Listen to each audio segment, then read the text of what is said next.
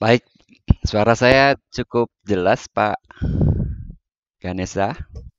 Ya, Baik, sangat jelas. baik, terima kasih sudah diperkenalkan. Ibu Bapak, selamat pagi, salam sejahtera buat Jelas kita Bapak. semua.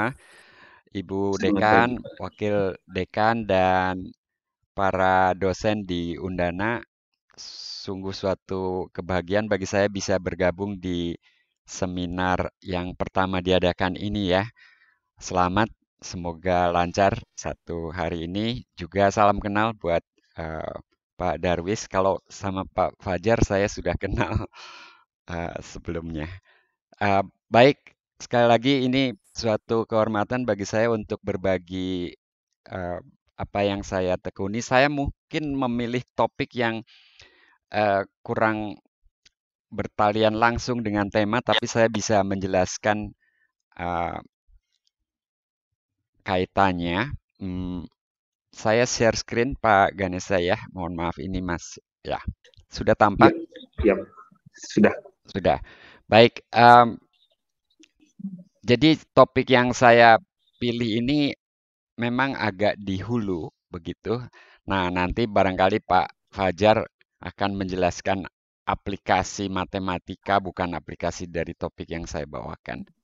Jadi di lapang tengah dan Pak Darwis barangkali di lapang depan ya. Jadi ini urutannya saya kira sudah bagus sekali. Saya memang eh, menekuni matematika murni dan topik ini walaupun eh, terdengar atau terbaca sangat mungkin teoritis, sebetulnya saya bisa menceritakan bahwa aplikasi dari konsep sudut bahkan bukan antara dua vektor saja, tetapi antara dua subruang itu banyak ditemukan di bidang fisika, kimia, komputer graphics, dan bahkan juga teknologi pesawat tanpa awak gitu ya. Jadi untuk menentukan eh, kemiripan suatu data dengan data rujukan begitu. Jadi saya berbicara tentang ortogonalitas dan sudut di ruang bernorma. Mohon maaf, presentasinya dalam bahasa Inggris, tapi saya jelaskannya dalam bahasa Indonesia di sini. Jadi outline pemaparan saya akan saya mulai dengan pendahuluan, kemudian hasil-hasil awal, kemudian tentang kriteria sudut lancip dan sudut tumpul sebetulnya ya, relatif sederhana konsepnya. Tetapi sudut yang dibicarakan di sini nanti kami menuliskannya sebagai sudut B. Apa itu nanti akan dijelaskan. Dan sebagai penutup nanti saya sampaikan beberapa catatan. Um, Ortogonalitas dan sudut antara dua vektor itu kita sudah kenal di sekolah menengah ya. Nah, sebuah vektor ortogonal terhadap vektor lain barangkali kalau kita ingat masa-masa sekolah ya cuma menghitung aja begitu ya. Tetapi kalau kita mempunyai sebuah vektor ortogonal terhadap vektor lain, maka itu maknanya kedua vektor tersebut tidak berkaitan. Nah, kalau pakai bahasa statistik, korelasinya nol begitu ya. Barangkali Ibu Bapak yang menekuni bidang statistik sangat memahami ini. Nah, kalau sudutnya tidak tegak lurus, tidak 90 derajat atau pi per 2, maka mereka kedua vektor itu uh, ya to some degree gitu ya, itu terkait. Semakin kecil sudutnya, relasinya semakin besar. Kalau berimpit berarti kan identik begitu ya. Nah, kalau sudutnya kecil, maka yang satu itu mirip dengan yang lain. Ini yang kemudian nanti diaplikasikan dalam mengukur kemiripan satu data dengan data lain begitu. Jadi mungkin mudah-mudahan udah mulai kebayang ya mengapa sudut menjadi penting begitu ya. Nah, dalam seminar 40 menit ke depan ini saya akan mendiskusikan bagaimana ortogonalitas dan sudut itu dapat didefinisikan di ruang bernorma. Dalam matematika, kita berbicara di Rn, ya mungkin R2 atau R3 begitu, itu hanya satu kasus khusus saja. Secara umum, ruang yang menjadi semesta atau eh, tempat bekerja itu ruang bernorma begitu. Khususnya nanti ruang hasil kali dalam, tapi ruang hasil kali dalam ini terlalu ideal juga begitu. Kadang kita tidak memiliki eh, hasil kali dalam di ruang kita. Jadi yang kita miliki hanya norma. Norma itu panjang vektor begitu ya. Kalau kita punya vektor, kita tahu bagaimana cara mengukur panjang. Nah, ini hasil terbaru yang saya tulis bersama dengan dua lulusan S2 dan S1 bahkan begitu ya. Jadi apa yang saya sajikan sebetulnya bukan sesuatu yang terlalu terlalu uh, sulit di dipahami begitu karena ini terbukti mahasiswa S1 dan S2 saya bisa berkontribusi juga. Mereka sudah lulus. Paper yang kami tulis tuh kami kirimkan ke JIMS. Ibu Bapak kenal JIMS ya, Journal of Indonesian Mathematical Society. Ini jurnal uh, himpunan matematika Indonesia. Jadi perlu ditengok situsnya jims.org ya kalau nggak salah. Nah, ruang bernorma kita mengenal sebagai ruang vektor yang dilengkapi dengan norma, simbolnya seperti ini ya. Jadi saya nggak tahu bisa mencoret nggak, mungkin bisa ya. Oke, ini norma um, yang memenuhi 3 sifat, nilainya tak negatif, dan nilainya 0 jika dan hanya jika vektornya sama dengan 0.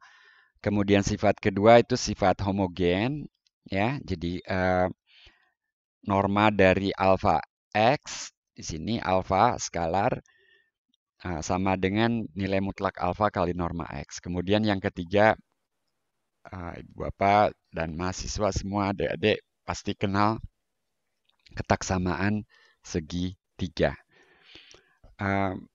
Tayangannya cukup jelas ya Pak Ganesha. Coret-coretan saya Iya, juga Pak. muncul ya. Baik. Ya, Mohon feedback bila ada gangguan atau suara saya terputus. Nah, iya, tidak seperti halnya di ruang hasil kali dalam. Jadi kalau tadi norma, oh ini hasil kali dalam, tidak ada definisi yang baku untuk ortogonalitas di ruang bernorma. Nah, penelitian matematika itu kan biasanya memasuki area-area yang di situ belum lengkap ininya, apa senjatanya gitu ya, belum lengkap instrumennya. Jadi saya dan mahasiswa saya masuk ke situ walaupun kalau secara internasional area ini sudah puluhan tahun ditekuni juga oleh banyak peneliti dari berbagai negara ya. Tapi apa yang saya sampaikan di sini relatif baru Ibu Bapak. Jadi ini eh, kesempatan eh, berharga juga buat saya untuk mempresentasikan ini di seminar pertama di Undana ya. Kapan-kapan saya ke Kupang secara ini ya tatap muka ya. Nah, di ruang bernorma kita tahu uh, beberapa konsep ortogonalitas. Yang pertama ini ortogonalitas Pitagoras. Ibu Bapak pasti paham kenapa rumusannya begitu.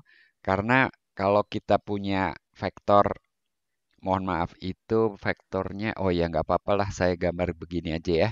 Ini X, itu Y. Kalau ortogonal itu uh, X min Y kan yang yang itu, tapi panahnya ke yang ke bawah ya. Jadi ini adalah X min Y gitu. Jadi kenapa rumusannya seperti itu? Kalau ortogonal maka norma X min Y kuadrat sama dengan norma X kuadrat tambah norma Y kuadrat. Perhatikan di sini kita hanya menggunakan konsep norma atau panjang vektor, tidak melibatkan hasil kali dalam atau hasil kali titik. Nah, eh, ada ortogonalitas yang lain yang mempersyaratkan ini. Jadi ini artinya eh, kalau saya punya X, saya punya Y, maka X plus Y yang itu X min Y yang eh, ini gitu ya. Jadi dua panjang diagonal itu mestilah sama. Jadi yang satu X plus Y, yang satu X min Y gitu ya. Itu mestilah sama. Nah, itu sudah cukup lama ya. Kita baru merdeka, orang asing ini sudah main-main ortogonalitas ya. Nah, kedua definisi ini identik dengan definisi ortogonalitas kalau X-nya merupakan ruang hasil kali dalam. Apa itu hasil kali dalam? Saya tayangkan untuk mengingatkan kita semua. Jadi hasil kali dalam adalah pemetaan yang memenuhi 4 sifat ini ya. Hasil kali dalam X dengan dirinya sendiri tak negatif, uh, sama dengan 0 jika dan hanya jika vektornya 0. Kemudian ini sifat simetri. Kemudian ini sifat homogen kalau dikalikan dengan alfa. Mungkin sifat linier begitu ya. Jadi dua sifat terakhir itu sifat linier uh, terhadap komponen pertama. Tapi dikombinasikan dengan sifat kedua, maka sifat linier ini juga berlaku untuk komponen kedua. Hasil kali dalam itu sering disebut sebagai pemetaan bilinier gitu ya. Jadi bilinier begitu.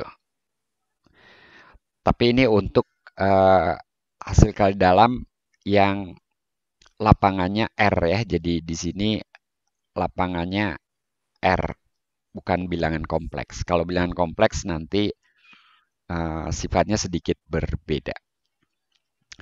Nah, pada tahun 1935, nah ini mundur lagi sebelum kita merdeka, Birkhoff itu uh, merumuskan ortogonalitas yang berbeda ya, diinspirasi oleh sifat garis singgung pada lingkaran. Nah, sifat garis singgung pada lingkaran tentunya siswa SMA juga hafal ya.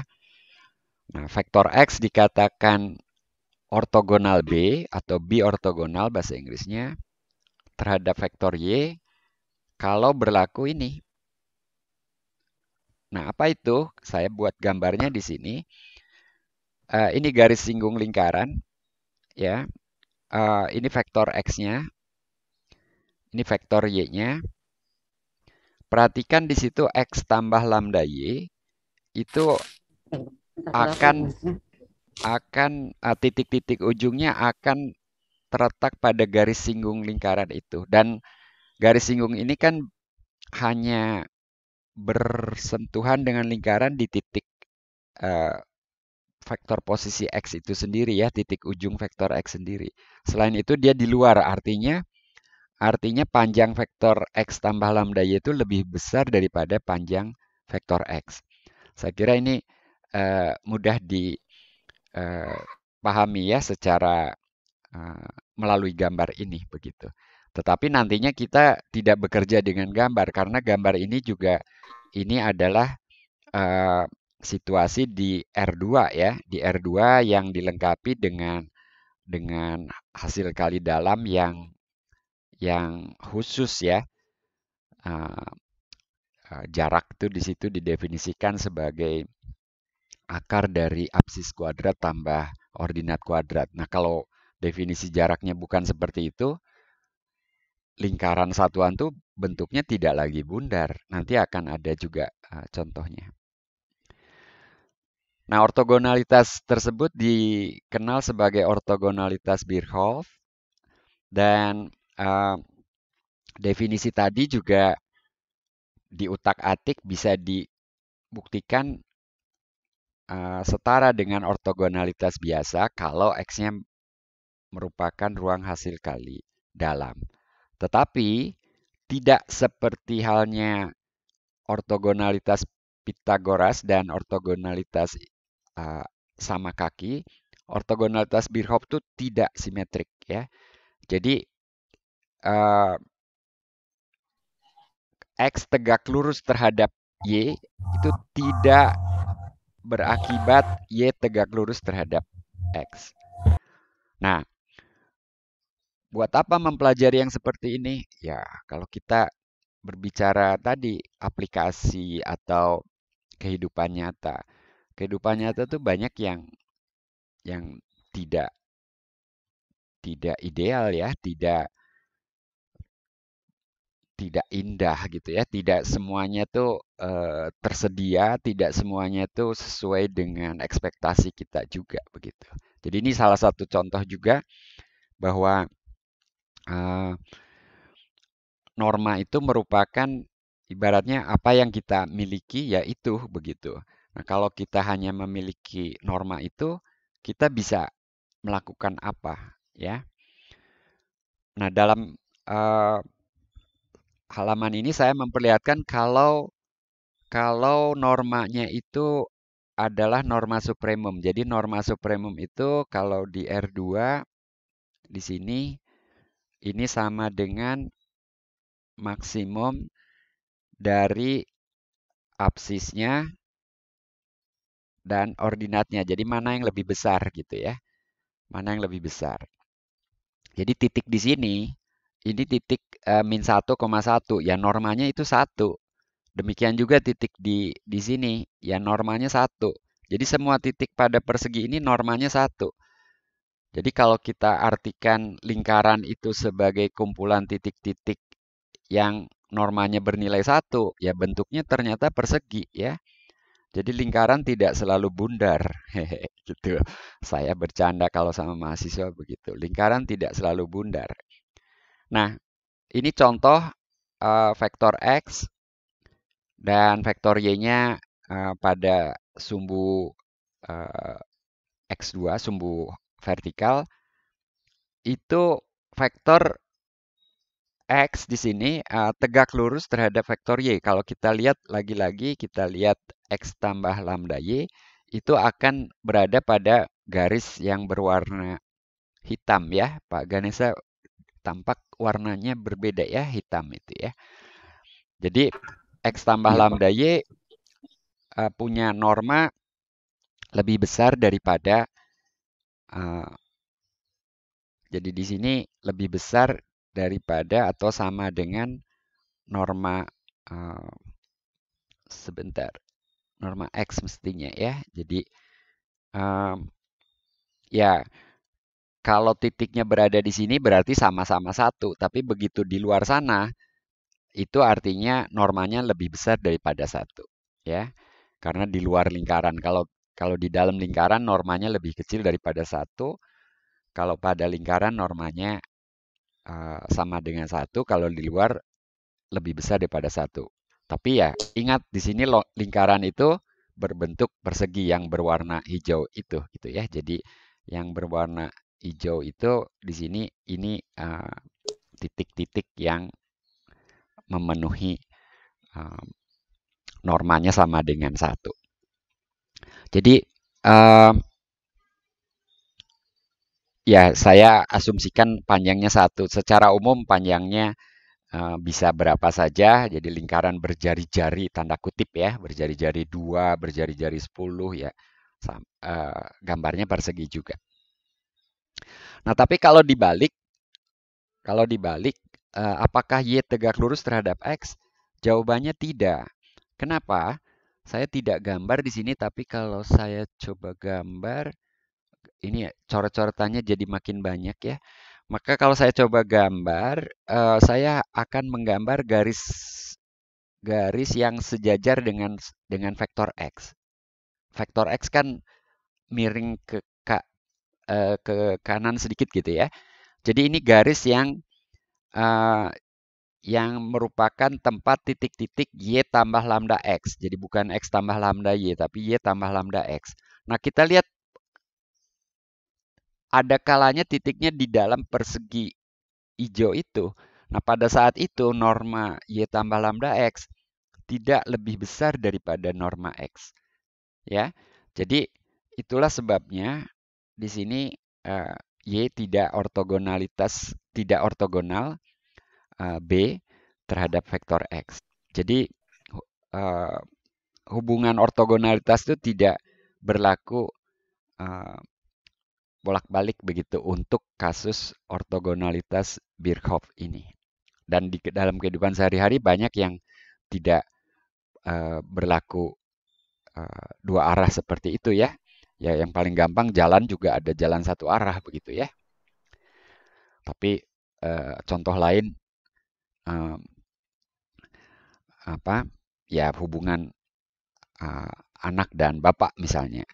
Anak tadi mungkin di CV ada yang sempat baca Rubio itu anak saya. Nah, kalau dibalik kan saya bukan anak Rubio kan gitu kan. Jadi itu mudah saja contoh hubungan eh, yang tidak berlaku bolak-balik. Tapi kalau saudara itu dua arah ya. Rubio itu saudara Viola, Viola saudara Rubio gitu ya, begitu. Oke, sekedar mengaitkan dengan kehidupan sehari-hari hubungan satu arah dua arah. Nah, dalam diskusi tentang berbagai ortogonalitas di ruang bernorma itu banyak sifat-sifat yang tidak sesuai dengan dugaan kita begitu ya. Jadi silakan dilihat sejumlah referensi. Nanti saya tampilkan referensinya di belakang. Nah, apalagi kemudian kalau kita ingin berbicara sudut ya, kira-kira apa yang bisa dilakukan? Nah, untuk kasus Pitagoras dan sama kaki, ini definisi sudutnya seperti ini. Jadi perhatikan bahwa yang kita gunakan hanya norma ya. Jadi tidak ada hasil kali dalam di sini. Ini untuk sudut uh, isosceles. Jadi uh, Pythagorean dan isosceles dua contoh pertama yang saya berikan sudutnya seperti itu dan ini sudah dipelajari tahun tahun berapa nanti dilihat referensi 7 ini kalau nggak salah 2010 ya mungkin sekitar 10 tahun yang lalu. Ini saya dan dua rekan Pak Oki dan Bu Yani yang menulis papernya. Nah ini contoh kapan bernilai 0, kapan bernilai pi, itu hanya dua nilai itu yang bisa kita identifikasi dengan mudah ya kalau arahnya sama, kalau arahnya berlawanan. Sifat simetri uh, berlaku, sifat linearnya hanya kalau sama-sama dikalikan dengan A, begitu. Kalau yang satu dikalikan dengan B, tidak berlaku gitu ya. Kekontinuan berlaku yang keempat ini. Saya akan mulai agak cepat. Nah, kalau ortogonalitas Birkhoff, bagaimana pula mendefinisikan sudut? Jadi, ini suatu tantangan tersendiri ya. Ibaratnya tadi, kalau kita hanya dibekali sejumlah alat, lalu kita diminta mengerjakan sesuatu yang sebetulnya memerlukan alat yang lain. Tapi dari alat yang kita punyai, bisa nggak kita tetap lakukan tugas itu gitu ya. Nah, paper ini sebetulnya uh, sudah saya sampaikan di awal dapat dipelajari oleh mahasiswa S1 maupun S2 yang tertarik dengan ruang bernorma, khususnya geometri dari ruang bernorma ya. Ini ada beberapa rujukan nanti bisa dilihat di akhir slide saya ini. Nah, kalau kita berada di ruang hasil kali dalam, untuk sementara kita tengok ruang hasil kali dalam untuk mendapat inspirasi. Itu cara bekerja seperti itu ya. Kita mulai dengan yang kita kenal terlebih dahulu. Di situ ada apa sih gitu ya. Normanya didefinisikan seperti itu. Nah, kapan hasil kali dalamnya bernilai tak negatif? Itu kan kalau vektor tuh berarti membentuk sudut lancip tuh hasil kali dalamnya negatif seperti itu. Nah, kalau dihitung nantinya ini kita kuadratkan kedua ruas seperti itu.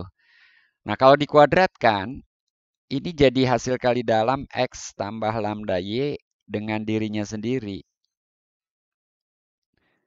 Dan di sini hasil kali dalam X dengan dirinya sendiri.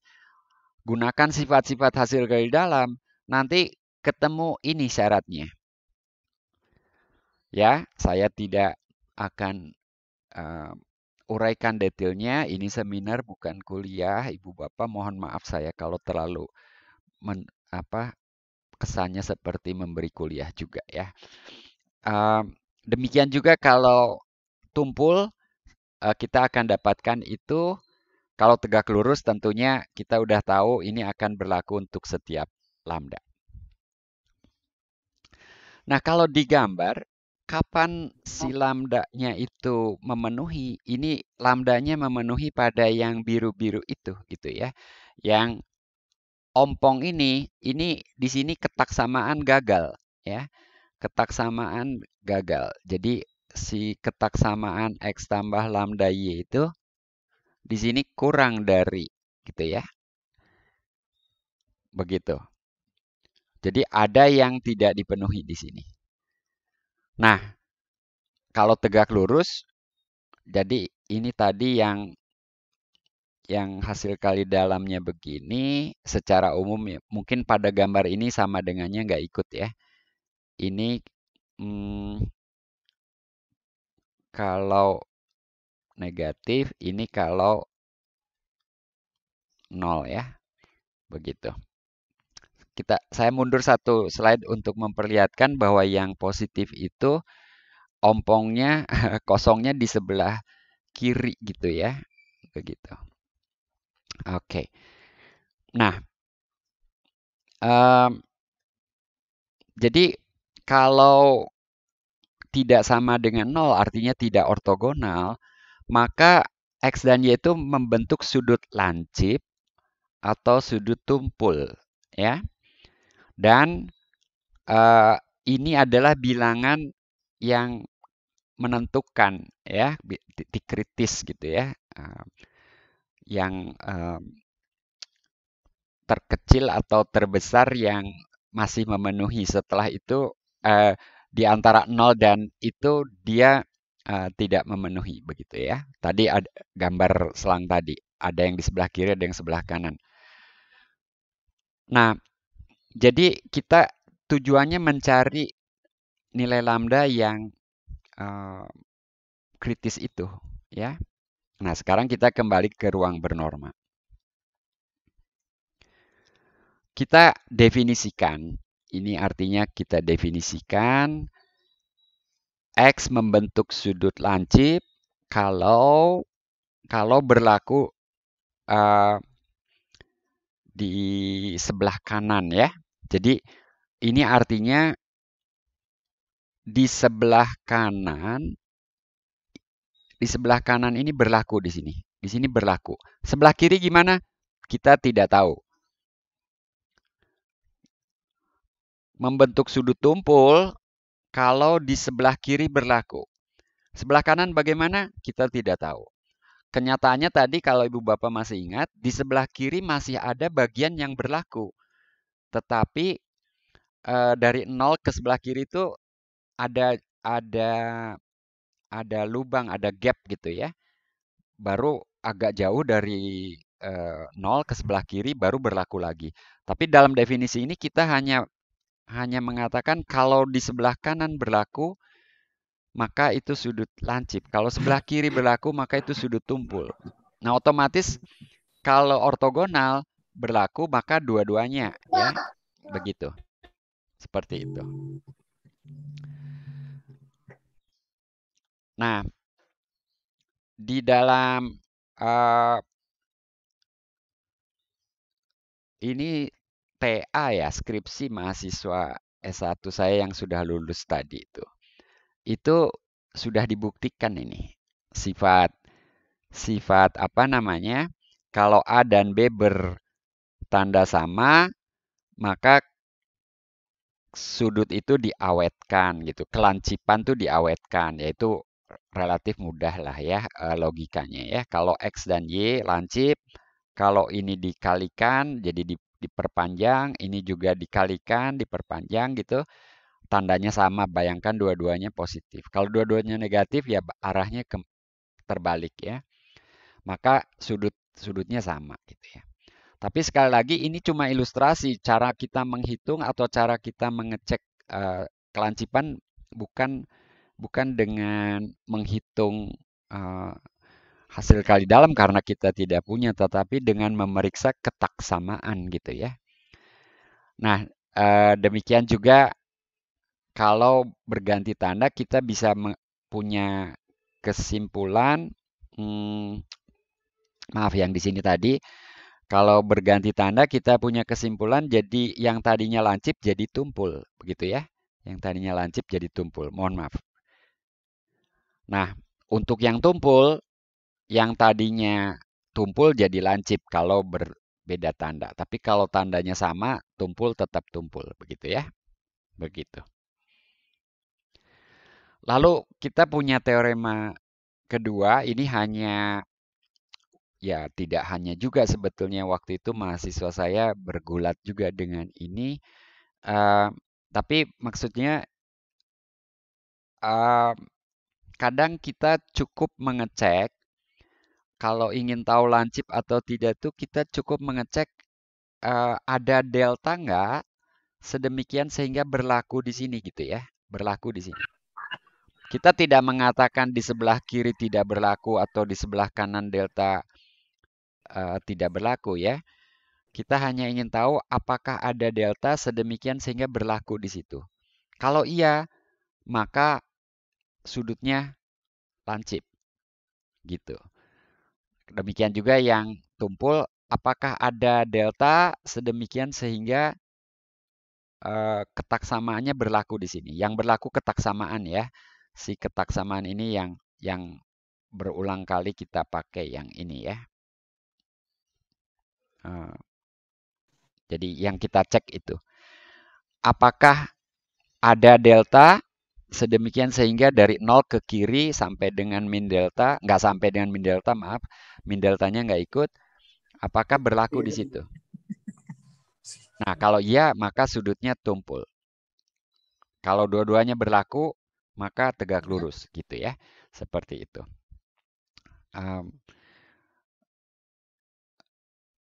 Jadi, apa yang dipesankan oleh teorema ini sebetulnya, karena ini if and only if, kalau kita tahu sedikit saja, maka sebetulnya ke sebelah kanan juga berlaku. Kalau kita tahu sedikit saja ke kiri, maka ke sebelah kiri terus ke sana juga berlaku, begitu ya. Hebat kan ya? Jadi dalam matematika tuh ini efisiensi ini yang disampaikan Bu Wakil Dekan tadi, begitu ya. Jadi kita tidak perlu memeriksa seluruh bilangan positif, cukup satu cuil aja kalau di situ berlaku, maka seluruhnya berlaku. Tapi itu dibuktikan terlebih dahulu gitu ya.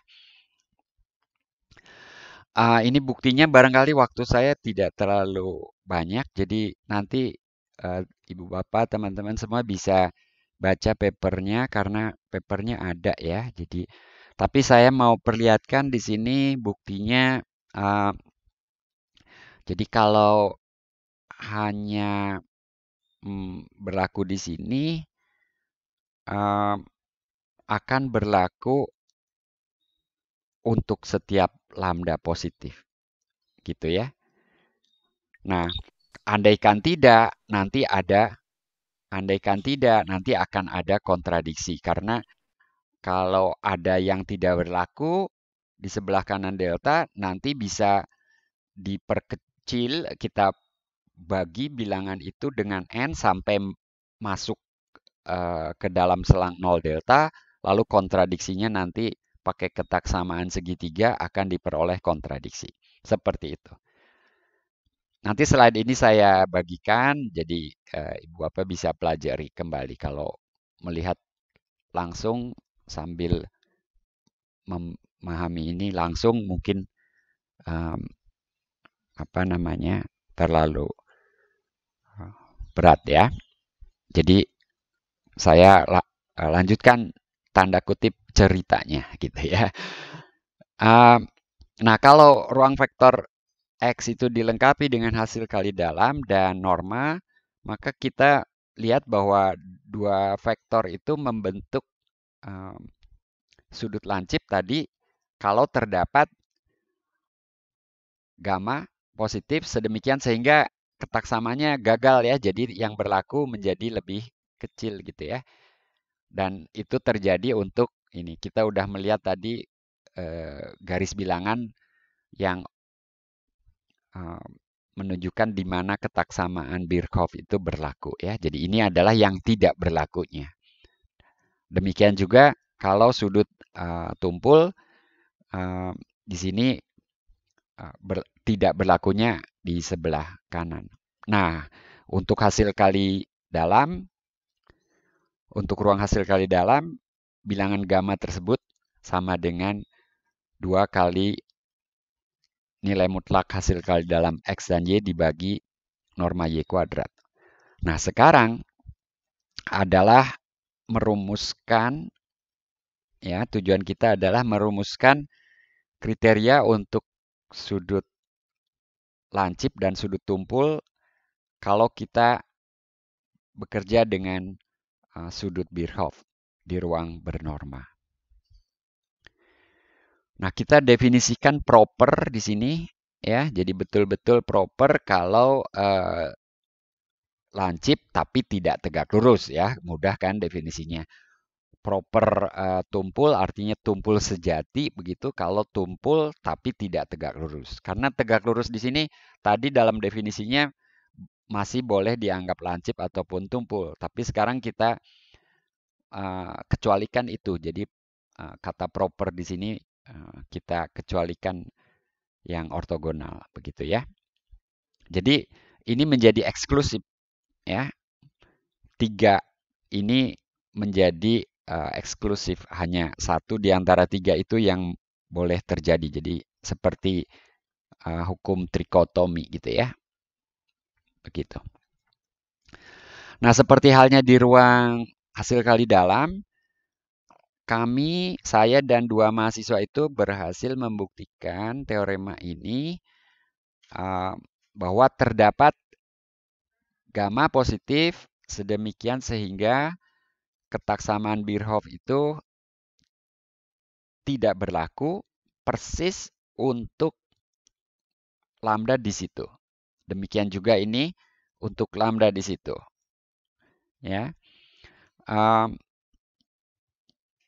sebentar.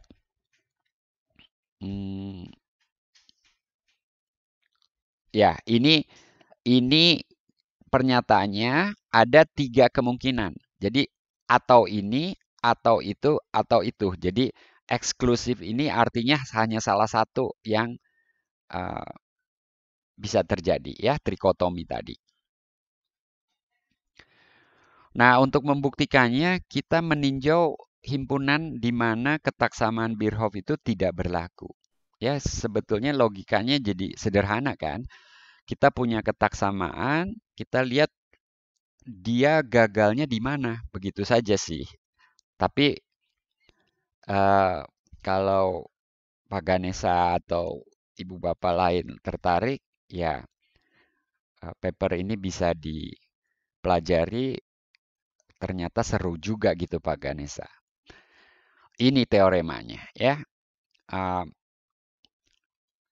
Ada 6 pernyataan di sini yang kami buktikan.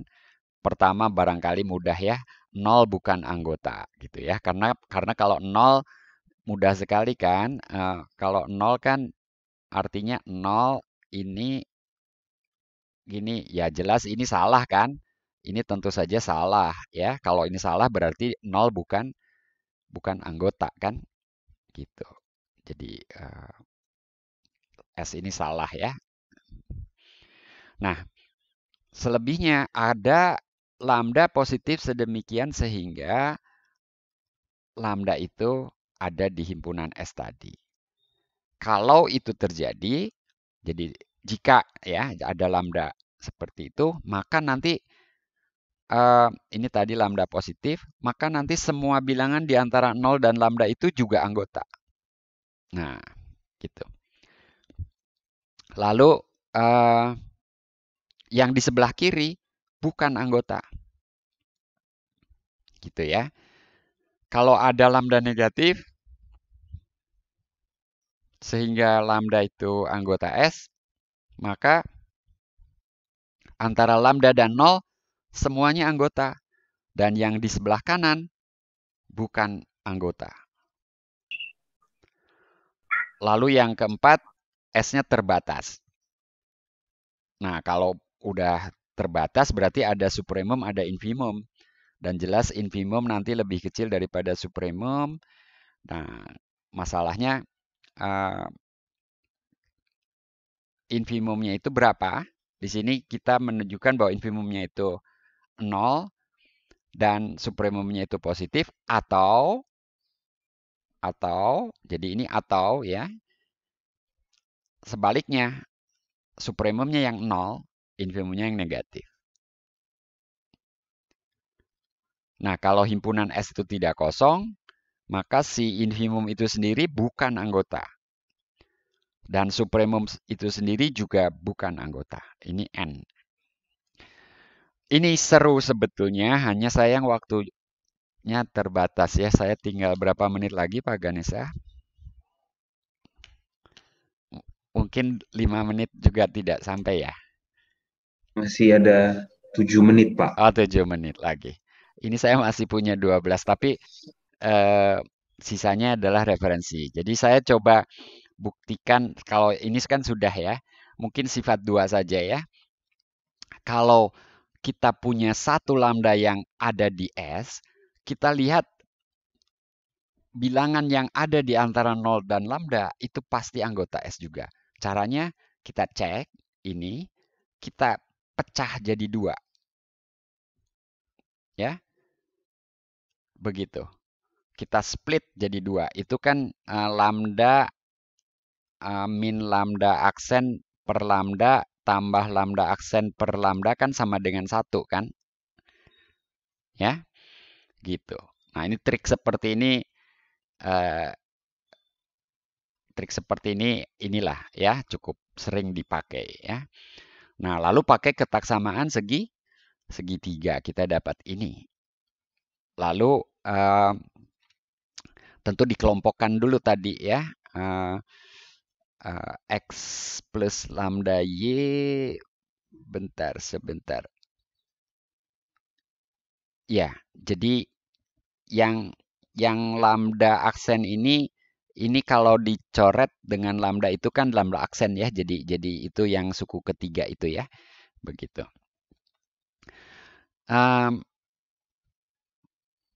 Kemudian ini kita pakai hipotesis yang ini kita pakai hipotesis kurang dari ini kan, gitu ya.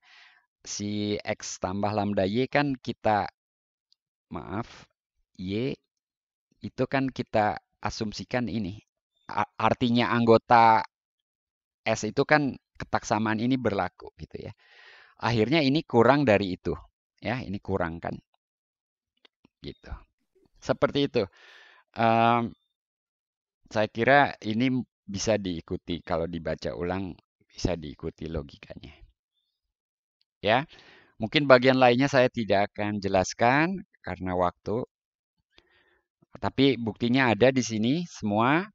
Ini bukti bagian-bagian lainnya. Bagian 3, 4, dan 5 ada juga di sini semua.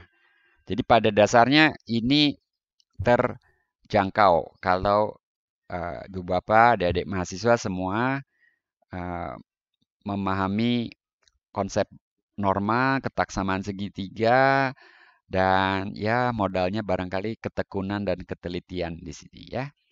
Barangkali ada sedikit intuisi geometri barangkali gitu ya. Seperti itu. Ini yang bagian ke-6 agak ini tentu saja ini agak berat tapi konsep supremum dan konsep infimum di sini dipakai ya. Jadi supremum dan infimum di sini dipakai. Nah, jadi berdasarkan teorema 32 tadi, nilai lambda dalam teorema 31 bagian 1 itu akan sama dengan minus ini, sementara pada bagian kedua sama dengan supremum itu. Begitu. Jadi singkat kata sebetulnya ketika misalnya ini yang kasus ke kanan berlaku, lalu jauh di sebelah sini berlaku. Nah, masalahnya kemudian ini mundur sampai suatu bilangan. Nah, bilangan itu berapa gitu? Itu masalahnya. Nah, tentu saja konsep supremum dan infimum muncul gitu ya. Gitu. Jadi ini menjawab itu. Oke. Nah, selebihnya ini sifat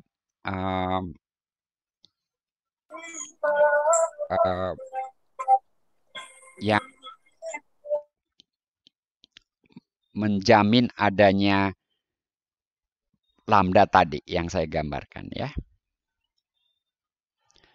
Baik, saya kira saya udah hampir di ujung, ini slide ke-33. Yang terakhir ini sifat yang sudah kita lihat bersama untuk sudut lancip dan sudut tumpul.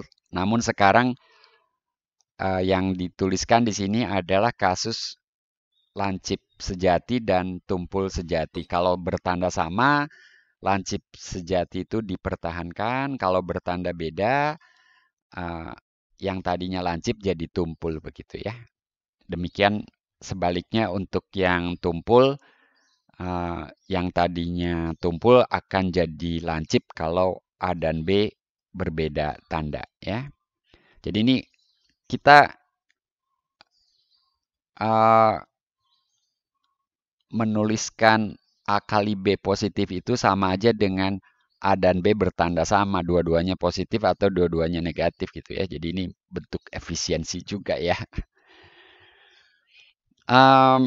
Ini slide terakhir sebelum referensi. Jadi apa yang kami sajikan di sini ini baru sebagian dari sebuah paper yang kami kirim ke jurnal Himpunan Matematika Indonesia itu ya. Jadi selengkapnya ada hasil-hasil lain yang lebih seru lagi, Pak Ganesha dan Ibu Bapak semua ya, yang bisa Ibu Bapak download dari archive. Ini hafal mungkin ya alamat situsnya ya. Ini cuma seperti itu aja.